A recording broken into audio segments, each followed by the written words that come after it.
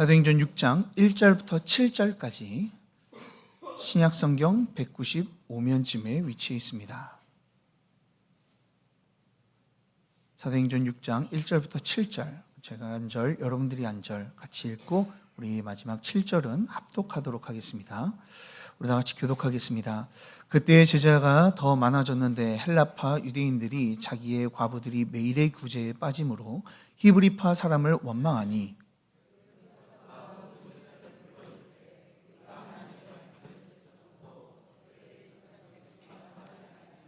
형제들아, 너희 가운데서 성령과 지혜가 충만하여 칭찬받는 사람 7을 택하라. 우리가 이 일을 그들에게 맡기고 온 무리가 이 말을 기뻐하여 믿음과 성령이 충만한 사람 스데반과 또 빌립과 브로고로와 니가노르와 디몬과 바메나와 유대교에 입교했던 안디옥 사람 니골라를 택하여 합독하시겠습니다. 하나님의 말씀이 점점 왕성하여 예루살렘에 있는 제자의 수가 더 심히 많아지고 허다한 제사장의 무리도 이 도에 복종하니라. 아멘. 예, 잘 오셨습니다. 자, 이번 한 달은요, 이 표어를 가지고 우리가 설교를 한다고 말씀을 드렸습니다. 그래서 올해 표어를요, 먼저 외쳐보고 오늘 말씀을 함께 나눠보도록 하겠습니다. 2025년 표어라고 하면요, 여러분들이 표어를 외쳐주시면 되겠습니다. 제가 이야기하겠습니다. 2025년 표어 세워지는 교회. 아멘. 자, 우리가 오늘도 하나님의 말씀을 배우고 따름을 통하여 우리가 하나님의 말씀으로 세워지는 은혜가 있길 간절히 소망합니다. 자, 지난주에 말씀으로 세워져야 되는 이유에 대해서 우리가 전반적인 내용들을 우리 살펴보았습니다. 자, 말씀은 신앙의 기초이기도 하지만 모든 것이기도 하죠. 그래서 성경은요, 우리에게 계속해서 말씀으로 세워져야 한다라고 강조하는 것을 우리는 보게 되죠. 그래서 말씀을 우리는 읽어야 되고요, 그 말씀이 선포되는 그 자리를 사모함으로 나와 그 자리를 지켜나가야 되는 것이죠. 자, 한 주간 동안 우리 성도님들은 이 말씀을 따라서 우리 성경을 읽으셨나요? 다 읽으신 줄 믿습니다. 화면 소리가 작아서 지금 좀 걱정이 되는데요. 제가 그 한 가지 기쁜 소식은요, 이 청년들만 지금 성경 읽기를 하는 것이 아니라 젊은 집사님들, 남자 집사님들 중에서 성경을 읽기를 시작하겠다라고 하신 분들이 계시다고 해요. 직접적으로 진짜 시작했는지는 아직 제 전달을 듣지를 못했지만 제가 그들이 방을 만들어서 함께 이제 성경을 읽을 수 있도록 지금 만들었다라고 이야기를 합니다. 혹시 아직 성경 읽기를 시작하지 못하신 분들이 계시다면은 오늘부터라도 이 성경을요, 좀 읽어갔으면 좋겠어요. 그래서 성경을 읽어서 하나님이 주시는 큰 은혜 가운데 거하는 주님의 백성들이 되길 간절히 소망합니다. 자, 그렇다면 오늘은요, 우리가 하나님의 말씀으로 세워져야 되는데 우리가 이 하나님의 말씀으로 세워지기 위해서 우리 3가지의 슬로건을 이제 내놓았습니다. 그 첫 번째 슬로건을 가지고 여러분들과 함께 나눠보도록 하겠습니다. 자, 우리는 말씀으로 세워지기 위해서 우리가 말씀을 잘 배워야 되겠죠.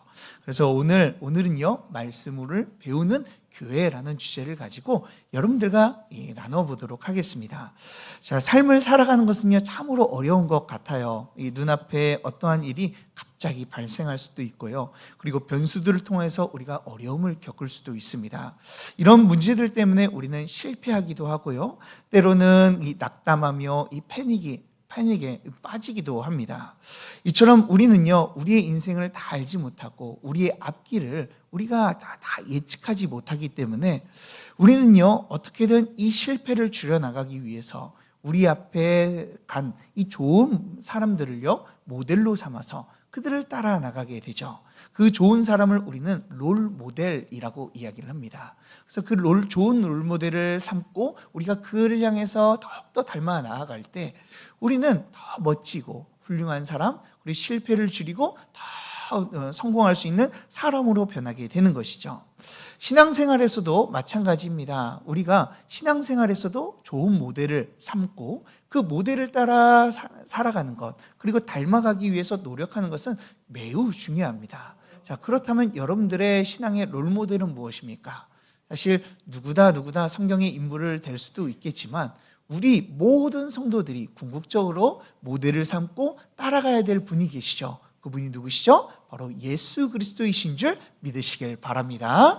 자, 예수님을 닮아가기 위해 우리는 그분을 롤모델로 삼고 우린 나아가야 되는 거예요. 그분의 거룩하신가 이 의로우신 모습을 바라보며 우리가 그분의 모습을 따라가기 위해서 한 걸음 한 걸음 전진해야 되는 것이죠. 자, 이처럼 우리가 우리의 모습을 이제 예수 그리스도를 닮아가기 위해서 노력하는 것처럼 이 교회도요.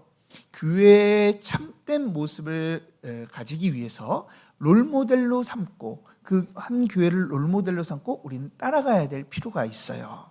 자, 교회 롤모델이 그렇다면 누가 어떤 교회가 되어야 되겠습니까? 물론 세상에 많은 교회도 있지만 성경 안에서 우리가 찾아보면은 우리가 정말 닮아가야 될 교회가 이 초대교회다라고 우리는 이야기할 수 있습니다.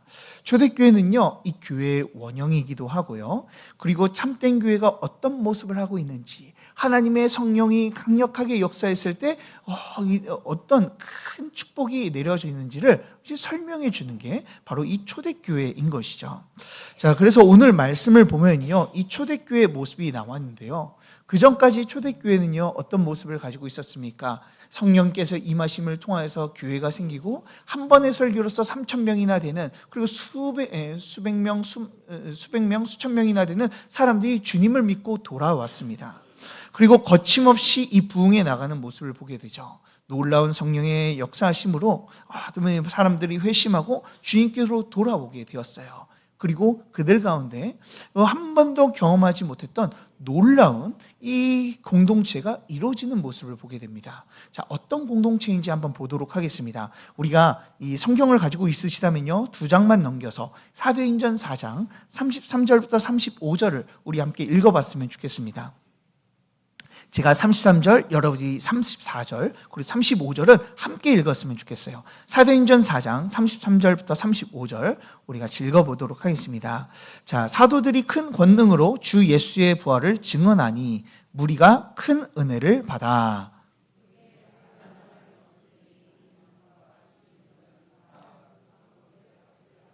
합독하시겠습니다. 사도들의 발 앞에 두매 그들이 각 사람의 필요를 따라 나누어 줌이라. 아멘. 자, 이 성경에서 나오는 이 시대는요, 참 가난한 자가 많았습니다. 지금 우리의 시대는요, 참 부유하게 살고 있지만 우리가 몇십 년 전만 하더라도 보릿고개를 기다리며 이 가난하게 살았던 모습들을 우리는 보게 되죠. 자, 그런데 이 시대는요, 더욱더 옛날이기 때문에 더 크게 이 가난한 자들이 많았다라는 것이죠. 그런데 오늘 말씀에서 뭐라고 이야기하고 있습니까? 가난한 자가 그 공동체 안에는 하나도 없었다라고 이야기를 하고 있어요.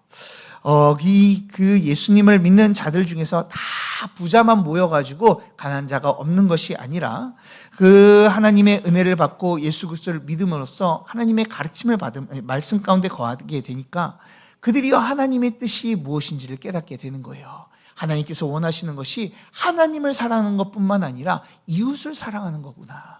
내 이웃을 내 몸과 같이 사랑해야 되는 것이구나 라는 것을 그들은 깨달은 것이죠.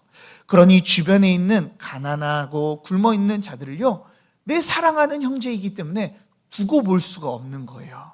그러니 어떻게 합니까? 자기가 가지고 있는 재물들을 나눠주는 것도 부족해서 밭을 팔고 자신의 집을 팔고 자신의 재산을 다 교회에 내어놓음을 통하여 이 교회는 그 헌금을 가지고 다른 이 어려운 자들을 돕기 시작하게 된 것이죠. 예수 그리스도의 채워주시는 은혜가요, 하나님의 은혜 받는 자들을 통하여서, 그리고 그 있는 자들을 통하여서 이제 모두 다 이루어지게 되었어요. 참 놀라운 공동체가 아니겠습니까? 지금도 우리가 보았을 때 우리가 누가 어렵다라고 하면 십시일반 돈을 모으지만 자기의 집을 팔고 자기의 부동산을 파는 땅과 부동산을 팔아서 그들을 도와주진 않아요. 그런데요, 지금 이 공동체는요, 이 세상에서 볼 수 없는 놀라운 공동체의 모습을 보여주고 있죠. 우리가 보기에도 참으로 좋지 않습니까? 가난한 자, 형제를 내 이웃, 내 몸처럼 사랑하고 내 이웃을 더욱더 자신처럼 사랑하는 이 공동체. 이런 공동체, 너무나 좋은 공동체가 바로 초대교회였다라는 것이죠. 자, 그런데요, 그런 가운데에서도 이런 너무나 좋고 완벽해 보이고 하나님의 은혜가 충만해 보이는 이런 공동체 가운데서도요, 문제가 있었다라는 거예요. 자, 어떤 문제인지 1절을, 오늘 본문 1절을 다 함께 읽어보도록 하겠습니다. 자, 1절 말씀입니다. 다 같이 읽겠습니다. 시작. 그때 제자가 더 많아졌는데 헬라파 유대인들이 자기의 과부들이 매일의 구제에 빠짐으로 히브리파 사람을 원망하니. 아멘. 지금 예루살렘 안에 이 초대교회에 있는 이 초대교회에는요, 가난한 자가 없었다라고 이야기를 하는데요. 왜 가난한 자가 없었다라고 이야기했습니까? 구제 활동이 활발하게 그들에게 이루어졌기 때문에 그래요. 특히나 구제는 매일마다 이루어졌고요. 특별히 그 시대에서 여자들, 특히나 과부들은요, 혼자 일을 할 수 없었습니다. 그렇기 때문에 과부들은 항상 가난의 대상이었고 빈곤의 대상이었죠. 그런 그 과부들을 향해서 이 구제가 활발히 이 초대교회 안에서 이루어졌다라는 거예요. 자, 그런데 과부 중에서는요, 어떻습니까? 본토 토박이 이 과부들이 있고요. 이 헬라파 유대인으로서 외부에서 나갔다가 외국에서 살다가 이제 막 들어온 이 유대인들도 있었다라는 거예요. 자, 그런데 본토 토박이였던 히브리파 과부들은요, 그 사람들이 잘 알고 있기 때문에 누가 과부인지 누가 어려운지를 잘 알고 있기 때문에 그들에게는 열심히 잘 도와줬어요. 구제가 빠짐없이 이게 이루어지게 된 것이죠. 그런데 이 디아스포라 출신이었던 다른 곳에서 살았던 이 토박이가 아니었던 이 헬라파 과부들은요, 사람들이 잘 알지 못했기 때문에 과부인지 아닌지 알지 못했기 때문에 매일매일 구제하는 그 구제에서 그들이요, 간혹가다 이제 빠뜨려지게 된 거예요. 물론 그들을 빠뜨린 것이요, 악의가 있어서 빠뜨린 것이 아니고 실수로서 잘 몰라서 그렇게 그들이 구제를 하지를 못했지만, 사실 그 구제받는 입장에서는 자신이 빠졌다는 것이 너무나 섭섭하고 속상했겠죠. 자, 그래서 헬라파 유대인들이요, 자신들이 구제에 빠졌다고 원망하며 이 초대교회 안에서 처음으로 문제가 생기게 되는 모습을 보게 됩니다. 자, 우리는 여기서 분명히 알아야 될 것이 있습니다. 무엇을 분명히 알아야 됩니까? 이 세상에는요, 완벽한 교회라는 것은 없다라는 거예요. 자, 완벽한 교회는요, 언제 이루어집니까? 우리 주 예수 그리스도께서 다시 이 땅 가운데 오셨을 때 하나님의 심판과 공의가 이루어지고 하나님의 새하늘과 새 땅이 이 땅 가운데 이루어질 때 이 완벽한 교회가 이루어지게 되는 것이죠. 그 전까지는 여전히 죄악 가운데 살아가는 이 부족하고 연약한 교회의 모습이 있다라는 것이죠. 초대교회는요, 놀라운 기적이 일어났습니다. 그리고 사도들의 예수님의 그 제자들의 저자 직강들, 이 성경을 쓴 저자들의 직강들이 막 날마다 이루어지게 되었어요. 자, 그러면요, 얼마나 큰 은혜가 그 가운데 임했겠습니까? 자, 그리고 사람들이요, 자신의 것을 가지고 팔고 서로 섬기며 교제하며 서로 나눴다라는 것은 정말 놀라운 은혜로서 돌아가고 있다라는 것을 우리에게 보여주고 있죠. 자, 완벽해 보이고 우리가 정말 롤모델로 삼고 그 교회를 닮고 싶지만 그 교회도요, 뭐가 있다는 거예요? 문제가 있었다라는 거예요. 어느 교회든 불편함과 이 문제, 갈등은요, 항상 있다는 것을 우리는 기억해야 돼요. 사실 우리 교회도요, 지금 너무나 평온합니다. 우리 성도님들이 너무나 착하시고요, 좋으셔가지고요, 뭐 군소리 하시는 분들이 하나도 없고요, 오늘 순종함으로 감사합니다라고 지금 잘 지내고 있어요. 그렇다고 우리 교회 가운데 문제가 없을까요? 불편함이 없을까요? 개선할 점이 없을까요? 그건 아니죠. 여전히 교회 안에서는요, 우리가 해결해야 될 부분들이 있고요, 정말 우리에게 필요하다라고 이야기하는 것들도 이야기할 수 있습니다. 당장에도 지금 사람들이 우리 교회에 시스템을 세우려고 지금 하는데요, 그 시스템을 세워 나가는 것들에 대해서 여러 가지의 문제들이 보여지기도 해요. 자, 그렇다면요, 이 문제를요, 교회 안에서 어떻게 해야 될까요? 우리도 문제가 있고요, 세상에 있는 모든 교회도요, 문제가 있고 불편함도 있고 바꿔야 될 부분들이 있는데, 그렇다면 그것을 우리가 어떻게 해결해야 될까요? 정말 교회 가운데 필요한 것이 무엇일지 한번 좀 보도록 하겠습니다.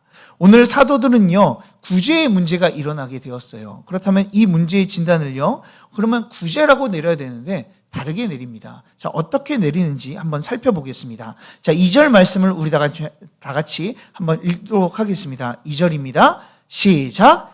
12 사도가 모든 제자를 불러 이르되 우리가 하나님의 말씀을 제쳐놓고 접대를 일삼는 것이 마땅하지 아니하니. 아멘. 자, 사도들이 지금 구제의 문제가 일어난 것을요, 그들이 말씀을 제쳐두고 이 접대를 일삼았기 때문이다, 이 구제에 힘썼기 때문이다 라고 지금 이야기를 하고 있어요. 즉 사도들은요, 문제가 일어난 것이 이 구제 차원의 문제로만 생각하지 않고 이 구제에 신경 쓰다 보니 말씀을 연구를 소홀히 하고, 그리고 말씀을 가르치는데 자신들이 좀 총력을 가하지 않은 것을 이 문제를 삼고 있는 것이죠. 그것이 문제에 대해 지금 구제를 통해 원망이 일어났구나라고 지금 이야기하고 있는 거예요. 이 땅에 교회가 왜 문제가 일어날까요? 문제가 많기 때문에 문제가, 원망과 불평이 일어나고 분열이 일어날까요? 그렇지 않습니다. 교회의 문제가 대두되고 그것이 자꾸만 문제가 되어 사람들이 입으로 쉬쉬거리며, 그리고 이 교회를 자꾸만 분열시키는 것은요, 하나님의 말씀이 희미해졌을 때, 그 말씀이 사라지고 그 말씀의 은혜를 우리가 제쳐두고 다른 것에 포커스를 두며 나아갈 때 우리 입속에서 이 문제가 원망과 불평으로 바꿔서 나오게 되는 것이죠. 지금 사도들이요, 어디에다 이 관심을 쏟았습니까? 어디에다 이제 집중하며 지금 힘을 쏟았었습니까? 그들은요, 말씀이 아니고요, 구제의 힘을 썼던 거예요.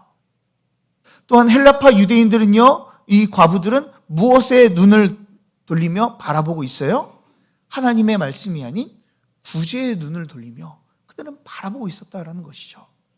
말씀을 붙잡지 않고 다른 것에 신경을 쓰니, 말씀의 자리에 구제라는 것을 그들은 놓으니 그 말씀의 은혜가 그들 가운데 사라지게 되고 문제가 원망으로 바뀌고 문제를 통하여 분열의 위기를 맞게 된 것이죠.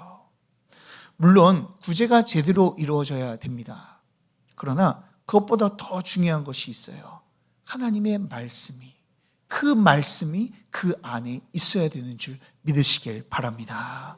세상에는요, 완벽한 교회라는 것이 없다라고 말씀을 드렸죠. 불편해요. 그리고 섭섭하기도 합니다. 때론 문제를 찾아보면요, 많이 찾을 수 있고요, 섭섭함을 이야기하라고 보면요, 여러분들 입속에서 줄줄이 나올 수가 있어요. 우리 교회뿐만이겠습니까? 다른 교회도 똑같습니다. 이에 교역자들을 만나보면요, 교역자들이요, 때때로는 모여가지고 교회에 대한 이제 이 안타까움을 이야기를 합니다. 우리 교회는 이랬으면 좋겠습니다. 이랬으면 좋겠습니다. 그런데요, 다 하나같이요, 다 문제가 있어요. 왜 그럴까요? 이 세상인 교회는요, 문제가 없는 교회가 없기 때문에 그래요. 그럼에도 불구하고 그 불편함이 누구나도 있음에도 불구하고 그 불편함을 이길 수 있는 힘, 섭섭함을 이겨내고 우리가 기쁨으로 나아갈 수 있는 힘, 그것이 어디서 옵니까? 하나님의 말씀으로부터 오는 줄 믿으시길 바랍니다. 그렇기 때문에 우리는 하나님의 말씀을 붙잡아야 되고요, 우리가 하나님의 말씀으로 세워져야 되는 거예요. 그렇다면 교회는 무엇을 붙잡고 나가야 된다고요? 하나님의 말씀을 붙잡고 나가는 거예요. 그 하나님의 말씀을 듣고 그 말씀 가운데 거하게 될 때 우리의 문제가요, 은혜로 바뀌게 되고 우리의 불평과 불만이요, 감사로 바뀌게 되어지는 것이죠. 저는요, 우리 성도님들 가운데요, 이런 모든 것을 기쁨과 감사로 바꾸는 이 말씀의 은혜가 있길 간절히 소망합니다. 자, 교회의 말씀을 붙잡고 그 말씀 가운데 거한다면, 그렇다면 제자들은 지금 무엇을 하는지 한번 좀 살펴보겠습니다. 자, 3절, 형제들아 너희 가운데서 성령과 지혜가 충만하여 칭찬받는 사람 7을 택하라. 우리가 이 일을 그들에게 맡기고 라고 말씀하고 있어요. 자, 그들이 무엇을 제안합니까? 7 집사를 우리 세우자라고 이야기를 합니다. 자, 이 집사들은요, 지금의 누구입니까? 안수 집사님들입니다. 자, 그래서 안수 집사님들은요, 무엇에 힘써야 되는 거예요? 이 구제 활동에 힘쓰는 것을 우리가 총력을 가해야 되는 거예요. 우리 교회, 정말로 우리 교회 정치를 보면요, 제 6장 3절을 보면 집사의 직무가 나옵니다. 그 집사의 직무를요, 이렇게 소개를 하고 있어요. 제가 한번 읽어드리겠습니다. 자, 총회 정치 제 6장 3조입니다. 집사의 직무는 목사 장로와 합력하여 빈핍 공고한 자를 권고하고 환자와 갇힌 자와 과부와 고아와 모든 환난 당한 자를 위문하되 당회 감독 아래서 행하며 교회에서 수금한 구제비와 일반 재정을 수납 지출한다라고 나와 있어요. 그렇다면 집사님들은 무엇에 힘써야 됩니까? 구제하는 데 힘써야 되는 거예요. 우리 교회 가운데요, 누가 어려운지, 누가 정말로 위로가 필요한지를 그들이 돌아봐야 되는 것이죠. 그래서 저는요, 어제 그 안수 집사님들하고 장로님들하고 모여가지고요, 제가 한번 부탁을 드렸거든요. 이번 연도에는 좀 구제에 좀 힘써 달라고. 우리 구제를 하면서 어려운 분들을 좀 돕고 우리 교회 안에서 이 구제 사역을 좀 활발히 했으면 좋겠다라고 말씀을 드렸습니다. 그렇다면 우리는 어떻게 해야 됩니까? 누구를 도와줄지, 어떻게 도와줄지 우리가 곰곰이 생각해야 되는 거예요. 그리고 교회 차원에서 그들이 잘 도와주어서요, 잘 도와주면요, 그들이 무엇을 느낍니까? 예수님을 통하여서 하나님의 그 은혜가, 그 공동체, 하나님이 은혜가 부어진 이 공동체를 통하여 우리가 채워지는구나. 예수님으로 인해 내 삶이 채워지고 내 삶이 하나님으로 풍성해지는구나 라는 것을요, 우리가 경험시켜줘야 되는 거예요. 그래서 저는요, 우리 교회가 이제 조금씩 구제사역에 더 힘쓰는 교회가 되길 간절히 소망합니다. 자, 그런데요, 자, 여기에서 제가 구제에 대한 이야기를 하면, 그래, 우리 교회 구제해야 되지 라고 이야기하지만, 사실 이 집사, 구제하라고 세운 집사를요, 왜 세웠는지 다시 한번 봅시다. 자, 집사를 세우자라고 이야기해놓고서요, 그 이유를요, 4절에서 이렇게 이야기합니다. 우리 4절을 다 같이 함께 읽어보도록 하겠습니다. 4절 말씀입니다. 시작. 우리는 오로지 기도하는 일과 말씀 사역에 힘쓰리라 하니. 아멘. 무엇 때문에 집사를 세우겠다고요? 구제를 해결하기 위해서기도 하지만 사실 기도하는 일과 말씀 사역에 힘쓰기 위해서 집사를 세우겠다라고 말씀하고 있죠. 제가 이 말씀을 보면서요, 그래, 목회자는 정말 말씀 사역에 잘 전하기 위해서 힘써야 되는구나라는 것을 다시 한번 깨닫고 다시 한번 다짐하였습니다. 그래서 이 말씀을 준비하면서 제가 말씀을 잘 준비해서 우리 성도님들이 어떻게든 좋은 꼴을 먹여서 우리 성장, 믿음으로 그리고 말씀으로 세워질 수 있도록 내가 노력해야 되겠다라는 생각을 했습니다. 그래서요, 여러분들은요, 제가요, 말씀을 잘 전할 수 있도록 진짜 이 강단에서 주님의 말씀이, 은혜로운 말씀이 흘러넘쳐서 우리를 채워줄 수 있도록, 그 생수의 강인 그 말씀이 나올 수 있도록 저를 위해서 기도해 주시기 바랍니다. 자, 그런데요, 이 말씀을 듣고요, 성도들은요, 목회자가 이렇게 말을 잘 가르칠 필요도 있는데 성도들은 어떻게 반응했는지 한번 좀 보도록 하겠습니다. 자, 5절을 보면요, 초대교회 성도들이 반응이 나옵니다. 자, 말씀과 기도하는 일에 내가 힘쓰겠다라고 이야기하니까요, 5절을 보니까 뭐라고 대답합니까? 온 무리가 이 말을 기뻐하였다라고 말씀하고 있죠. 초대교회 성도들은요, 사도들이 기도와 말씀에 집중한 것에요, 기뻐하였다라는 거예요. 그들은 즐거워했습니다. 그리고 그것을 넘어서 열광하며 그들은 너무나 환영했다라는 것이죠. 왜요?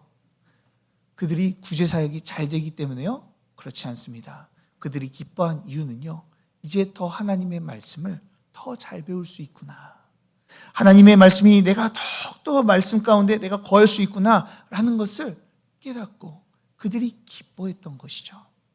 초대교회 성도는요, 알고 있었습니다. 지금 우리에게 필요한 것은, 이 원망이 일어나고 이 문제가 일어난 것은 내가 이 구제사역이 활발하게 일어나지 않고 제대로 이루어지지 않고 이 행정의 문제가 아니라 정말 하나님의 말씀을 듣고 배우는 것이 지금 부족했기 때문이다라는 것을 그들은 깨달은 거예요. 그러니 사도들이 말씀 사역에 힘쓴다고 하니 그들이 기뻐한 것이죠. 그들은요, 자신에게 무엇이 필요한지를 깨달은 거예요. 그래서 그들은요, 빠르게 집사를 세웁니다. 왜요? 집사를 왜 세웁니까? 말씀을 잘 배우기 위해서. 하나님의 말씀 가운데 더욱더 거하기 위해서요. 그들은 집사를 세우는 모습을 보게 돼요. 그러니까요, 그 결과 어떤 일이 일어납니까? 7절에서 이렇게 이야기합니다. 하나님의 말씀이 점점 왕성하여. 하나님의 말씀이 왕성하였다라고 말씀하고 있어요. 자, 정말 구제사역에 집중하였다면 구제사역이 잘 되었다, 과부들의 목소리가 줄어들었다라고 이야기하는 게 맞잖아요. 그런데요, 그이들은요, 무엇에 집중한 겁니까? 하나님의 말씀을 가르치고 배우는 데 집중하게 되니 그 결과 구제사역은 잘 모르겠지만 하나님의 말씀이 그들 가운데 왕성하여졌다라고 지금 말씀하고 있는 것이죠. 사도들은요, 말씀을 전하고 배우는데 온 힘을 기울이고, 성도님들은 말씀을 사모하며 그 말씀을 배워나가는데 힘썼던 거예요. 사랑하는 여러분, 성도들은요, 그렇다면 무엇에 힘써야 됩니까? 하나님을 알아가는데 힘써야 될 줄 믿으시길 바랍니다. 그렇게 우리가 하나님을 배워야 되는 거예요. 하나님을 배울 때요, 우리의 문제가 해결되어집니다. 하나님의 말씀은요, 살아있기 때문에 우리의 마음 가운데 있는 상처들이 치유가 되어지죠. 우리가 다른 곳을 바라보고 있을 때 우리를 돌이키고 하나님만을 의지하도록 우리에게 믿음을 심겨준다는 거예요. 그 말씀, 그 하나님의 말씀을 더욱더 배우시길 주님의 이름으로 축복합니다. 그 말씀을 사모하고 그 말씀 가운데 거하기 위해 우리는요, 몸부림쳐야 되는 것이죠. 그래서 제가 지난 시간에요, 성경을 읽자, 그리고 말씀을 듣는 곳에 참여하자라고 제가 말씀을 드렸습니다. 그렇기에 여러분들 가운데요, 2025년 이 한 해 동안 여러분들에게 이런 고백이 있었으면 좋겠어요.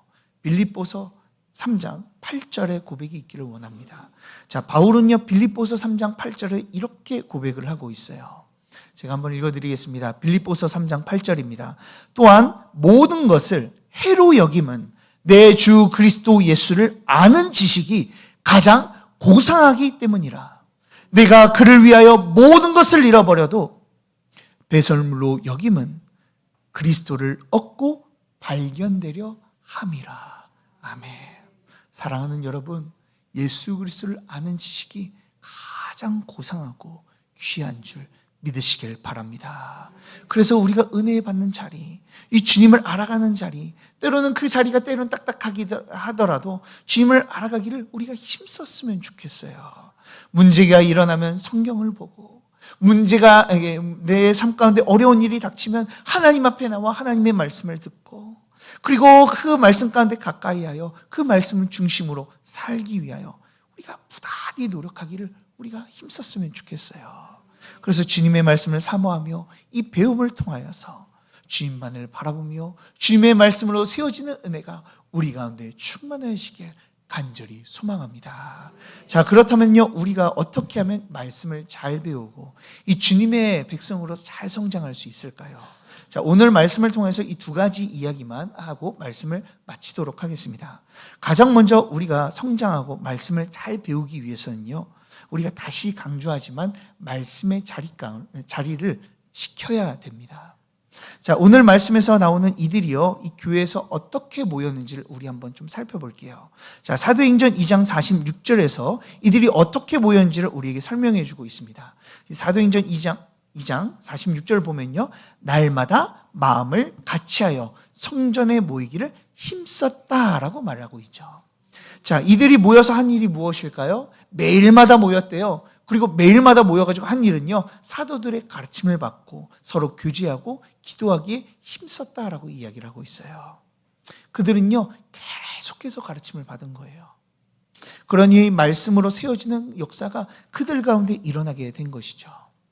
80년대, 90년대에요, 한국 교회 안에요, 큰 부흥이 일어났습니다. 많은 사람들이요, 주님 앞에 회심하고 주님께로 돌아오고요, 그리고 그 기독교인들의 모습을 보면서, 나도 저 사람처럼 좀 되고 싶다라는 이런 마음을 가진 사람들이 참 많았어요. 그리고 우리는 그 시대를요, 부흥의 시대라고 우리는 당당히 이야기할 수 있습니다. 자, 그만큼 우리의 부모님들의 시대, 우리의 믿음의 선조들의 시대는요, 선주의 시대 가운데 그들의 믿음은요 정말 훌륭한 믿음을 가지고 있었어요. 자, 그렇다면은 우리 선조들, 믿음의 선조들이요 왜 그렇게 단단한 믿음을 가지고 있을 수 있었을까요?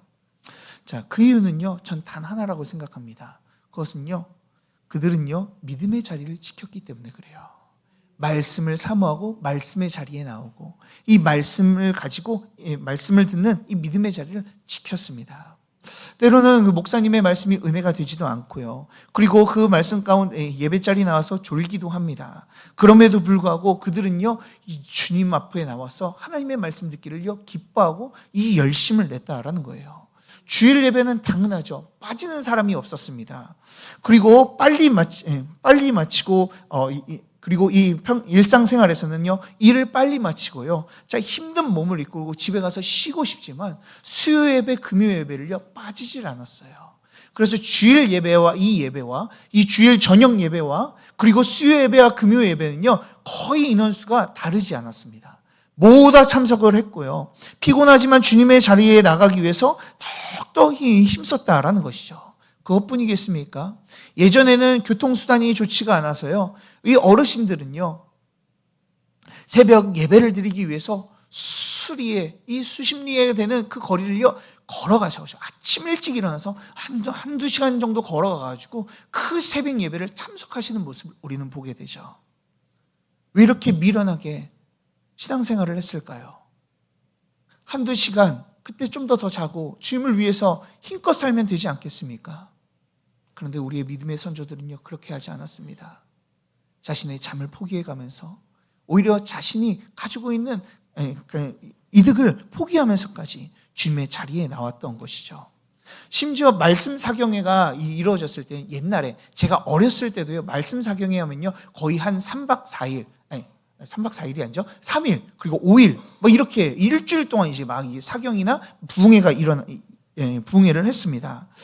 심지어 예전에는요 지금은 막 저녁 때만 이렇게 부흥회를 하지만 예전에는 새벽, 오전 그리고 점심 그리고 저녁 이렇게 해가지고 5일 동안 계속 하는 거예요.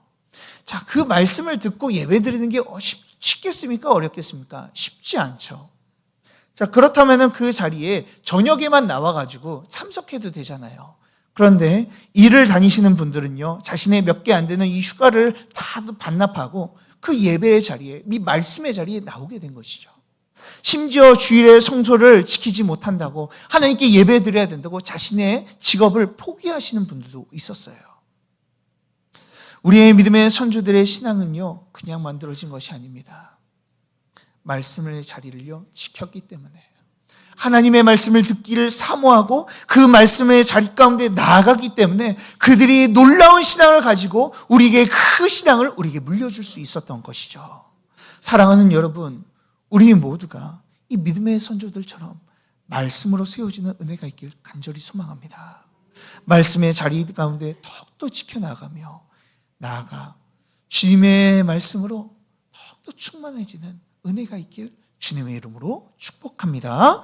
자, 그리고 두 번째로 우리가 말씀의 자리에 잘 참석하는 것도 우리에게 중요하고요. 그것을 통하여 우리가 배우는 것도 중요한데요. 그것보다 더 중요한 게 있습니다. 우리가 말씀에 배울 때요, 우리가 함께 가야 하는 것이 있어요.